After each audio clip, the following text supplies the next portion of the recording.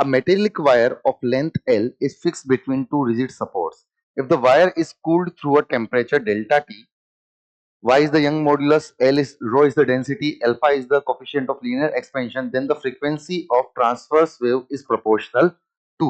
हमें बोला गया है एक वायर था जिसकी लेंथ L थी, दो रिजिड सपोर्ट के बीच में हमने यहाँ पर इसको लगाया है. जब हम इसको कूल करेंगे तो बेसिकली इसकी लेंथ घटना चाहेगी तो इसके अंदर चेंज इन लेंथ होगा.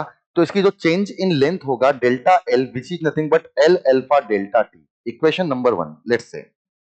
प्लस साथ ही में जब हम इसको कूल करेंगे तो बेसिकली जब एक घटना चाहेगी तो इसके अंदर स्ट्रेस भी डेवलप होगा, जिसकी वजह से जो स्ट्रेन होगा उसके लिए हम लोग लिख सकते हैं y is equal to F R F restoring upon A into delta L upon L. अगर यहां से डेल्टा एल का वैल्यू मैं लिखूं तो मैं लिखूंगा F R L upon A into Y. Now this is equation number 2.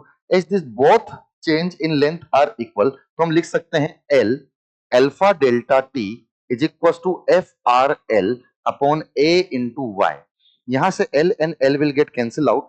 तो हमें बेसिकली जो रीस्टोरिंग फोर्स यहां पर इस वायर को मिल रहा है जो बेसिकली टेंशन का काम करेगा वो हमें यहां से मिलता है F R is nothing but A Y alpha delta T upon या A Y alpha delta T, simply A Y alpha delta T. Now the fundamental frequency, अगर फ्रीक्वेंसी के बारे में बात करें तो it is nothing but 1 upon 2l under root of t upon mu. So this fundamental frequency is directly proportional to T by mu. Or T is basically nothing but the restoring force what we found here. Now this frequency is proportional to T.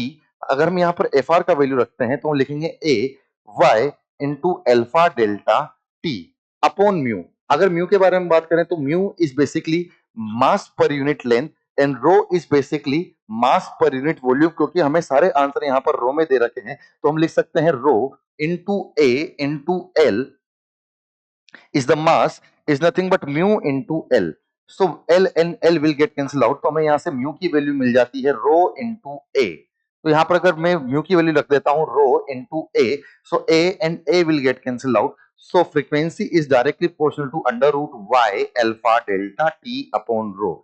सो यहाँ पर अगर हम देखें तो y alpha upon rho यहाँ पर हमें option number B में दिखाई देता है. मतलब option number B is our correct answer.